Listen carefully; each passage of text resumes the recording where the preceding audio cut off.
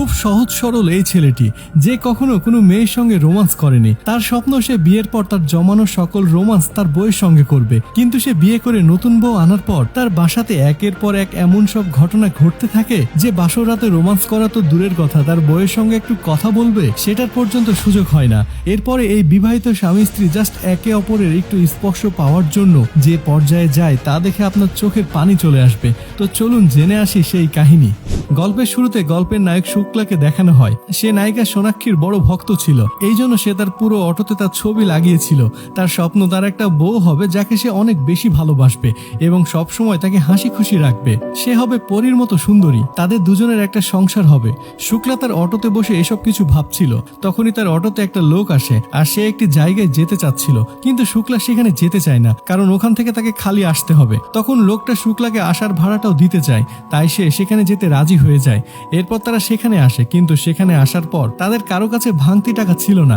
এই জন্য লোকটা টাকা ভাঙাবে বলে শুক্লার থেকে 1000 টাকার নোট নেয় আর বলে 2 মিনিট এখানে থামো, আমি বাড়ি থেকে টাকা নিয়ে আসছি। শুক্লা তখন সেখানে বসে ওয়েট করছিল।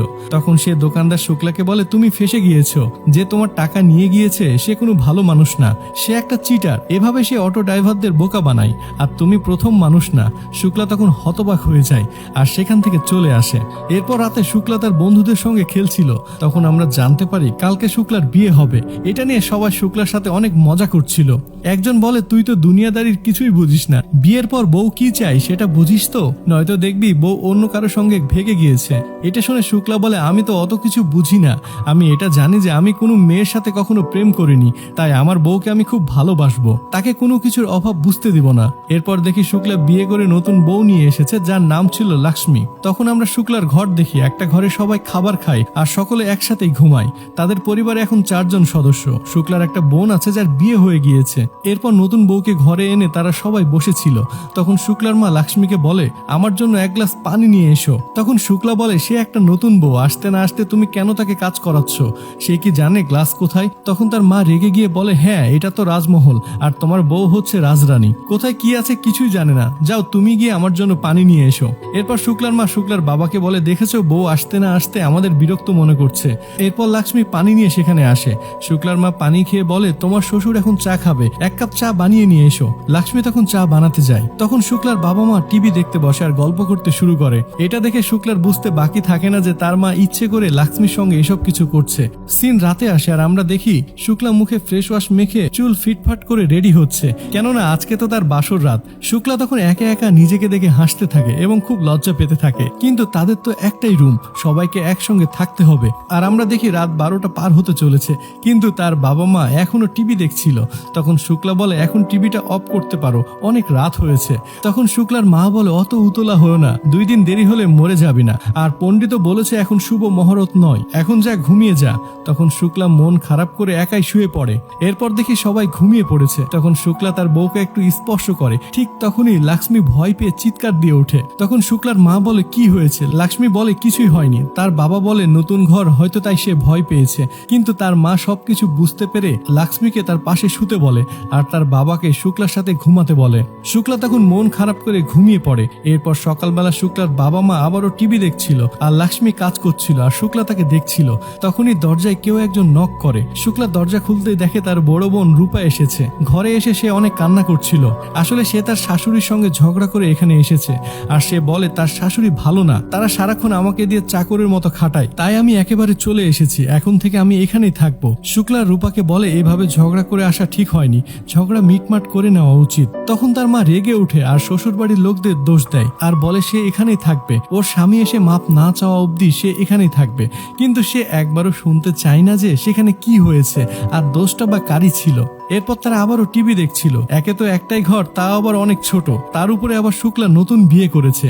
এসব ভেবে শুক্লা চিন্তিত হয়ে পড়ে আর বাইরে এসে দেখে তার বিয়ের ঝাড়বাতিগুলো খুলছে। তখন শুক্লা বলে, আরো কিছুদিন থাক। লোকটা বলে, বিয়ের মজা তো শেষ হয়েছে, তাই খুলে নিয়ে যেতে হবে। বেচারা শুক্লা তো আর বলতে পারছে না বিয়ের মজা শেষ কেন, শুরুই তো হয়নি। তাই সে মন খারাপ করে তার কাজে চলে যায় আর খারাপ মন নিয়ে সারাদিন অটো চালায়। এরপর সে মন ভালো করার জন্য একটা বিচে এসে বসেছিল। তখনই সে একটা কাপলকে দেখে আর আর তার লাক্ষ্মীর কথা মনে পড়ে। তাই সে বাড়িতে ফোন করে। ফোনটা লাক্ষ্মী ধরে মিষ্টি করে হ্যালো বলে, আর তার মুখে খুশি দেখে তার শাশুড়ি একদম জ্বলে উঠে। লাক্ষ্মীর খুশি তার শাশুড়ির একদমই সহ্য হচ্ছিল না, তাই সে লাক্ষ্মীর থেকে ফোনটা কেড়ে নেয়, যার ফলে লাক্ষ্মী এবং শুক্লার দুইজনেরই মন খারাপ হয়ে যায়। রাতে শুক্লা অনেক খুশি হয়ে বাসায় ফিরছিল তার বউকে সময় দেওয়ার জন্য। এরপর দেখে তারা একসঙ্গে ঘুমিয়েছিল। মাঝরাতে শুক্লা লাক্ষ্মীকে জড়িয়ে ধরে ঠিকই, কিন্তু রূপা জেগে উঠে আর কাঁদতে থাকে। সে স্বপ্নে দেখেছে তার স্বামী তাকে ছেড়ে চলে গিয়েছে, এই জন্য সে কান্না করছিল। আর এই ফালতু কারণে তাদের দুজনের রোমান্সের 12টা বেজে যায়। এইভাবেই রাতটা পার হয়ে যায়। পরের দিন শুক্লা কাজে যাওয়ার সময় তার মা প্রতিবেশীকে বলছিল, আমি আর রূপা একটু বাজারে যাব, তুমি একটু লাক্ষ্মীর খেয়াল রেখো। এটা শুনে শুক্লা খুশি হয়ে যায়, আর সে তার বউয়ের জন্য একটা শাড়ি কিনে নিয়ে আনে। আর ঘরে এসে দেখে সে প্রতিবেশী মহিলা। তখন শুক্লা ওই মহিলাটিকে বাড়িতে পাঠিয়ে লাক্ষ্মীকে অটোতে করে একটা জায়গায় নিয়ে যাচ্ছিল তাদের একান্ত সময় কাটানোর জন্য। তারা একটা আবাসিক হোটেলে যায় আর ম্যানেজারকে বলে একটা রুম লাগবে 2 ঘন্টার জন্য। ম্যানেজার তখন 2 ঘন্টার জন্য 1000 টাকা চাই। শুক্লা সেটা শুনে অবাক হয়ে যায়, কিন্তু কোনো উপায় না পেয়ে সে রাজি হয়ে যায়। এরপর তারা রুমে আসে এবং তার বউকে একটা উপহার দেয়। এরপর তারা গল্প করছিল, ঠিক তখনই সেখানে পুলিশ আসে আর শুক্লাকে ধরে নিয়ে যায়। সে বারবার বলছিল এটা আমার বউ, কিন্তু পুলিশ এটা মানতেই চায় না। শুক্লাকে অনেক বাজে কথা বলে, এমনকি তাকে থাপ্পড়ও মারে আর সে মাটিতে পড়ে যায়। এটা দেখে লাক্ষ্মী কাঁদছিল। এরপর পুলিশ তাদের বিয়ের ছবি দেখে, তখন বিশ্বাস করে যে এরা স্বামী স্ত্রী এবং তাদেরকে চলে যেতে বলে।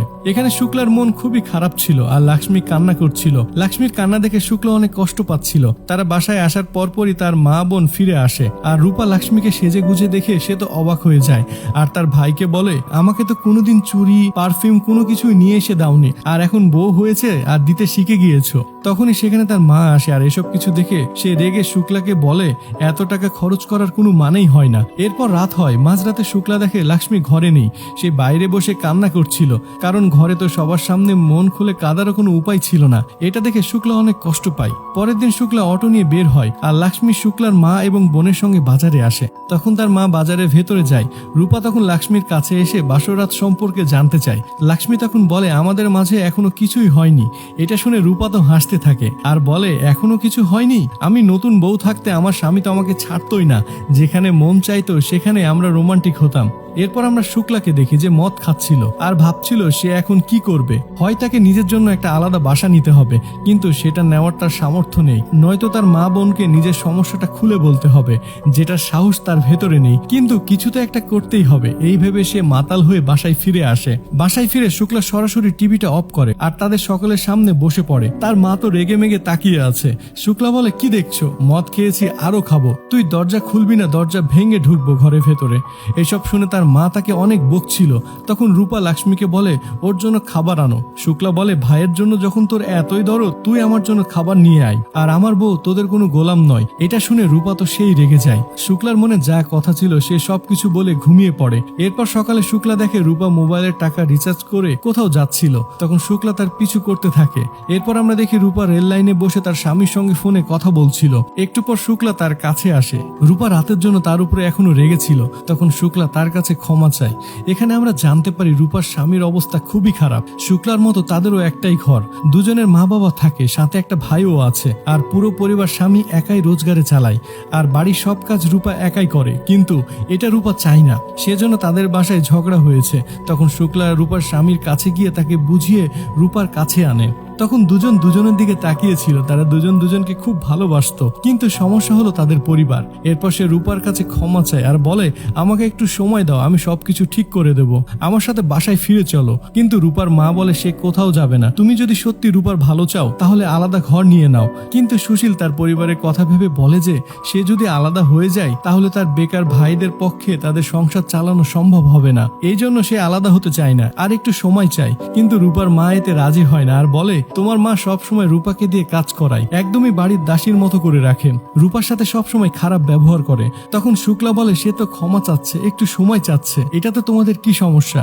সারাক্ষণ বলো রূপার শাশুড়ি এমন আচরণ করে, তেমন আচরণ করে। তুমি কি কখনো ভেবে দেখেছো লাক্ষ্মীর সাথে তুমি কেমন আচরণ করো? এতদিন হয়ে গেল, কখনো কি লাক্ষ্মীর সাথে ভালো করে কথা বলেছো, সম্মান দিয়েছো তাকে? সারাক্ষণ তো শুধু লাক্ষ্মী এটা নিয়ে আয়, ওটা নিয়ে আয়, সারাদিন ওকে দিয়ে কাজ করাও। সে কি কেবল কাজ করতে এখানে এসেছে? তুমি রূপাকে আলাদা হতে বলছো তার শাশুড়ি কাজ করাই দেখে, কিন্তু তুমিও তো লক্ষ্মীর সাথে একই ব্যবহার করো। আমিও যদি তোমাদের ছেড়ে আলাদা হয়ে যাই তাহলে তোমাদের কেমন লাগবে? এটা শুনে তার মা অনেক কান্না করছিল। শুক্লা বলে, বাবাও তো বাড়ির কর্তা, তার কাজ কি শুধু তোমার সঙ্গে বসে সারাদিন টিভি দেখা? তুমি তো তাকে ভালো মন্দ বলার অধিকারটুকু দাওনি, সকল ক্ষমতা একাই ধরে বসে রয়েছো। এরপর রূপাও তার ভুলটা বুঝতে পারে আর তার স্বামীর সঙ্গে ফিরে যায়। তখন শুক্লার মা কান্না করছিল, তাই শুক্লা তার মায়ের কাছে এসে ক্ষমা চায়। এরপর শুক্লার অটোতে 3 জন লোক উঠে আর তাদেরকে বলে হসপিটালে পৌঁছে দিতে। এরপর লোকগুলো অটো থেকে নেমে শুক্লাকে জঙ্গলে নিয়ে আসে আর তাকে মেরে তার সকল টাকা পয়সা নিয়ে পালিয়ে যায়। শুক্লা প্রাণ বাঁচিয়ে বাসায় ফিরে আসে। তখন লক্ষ্মী তার ক্ষত স্থান দেখে কাঁদছিল। শুক্লা বলে, তুমি কাঁদছো কেন? লক্ষ্মী বলে, কই, আমি তো কান্না করছি না।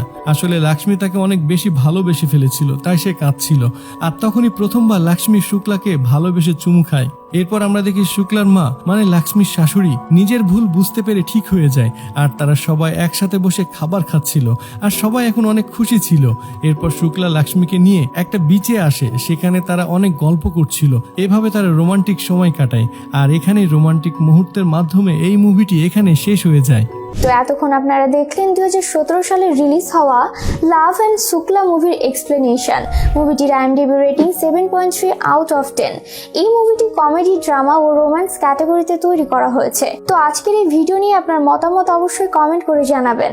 দেখা হবে পরবর্তীতে নতুন কোনো ভিডিওতে। সে পর্যন্ত সবাই ভালো থাকুন, সুস্থ থাকুন। ধন্যবাদ।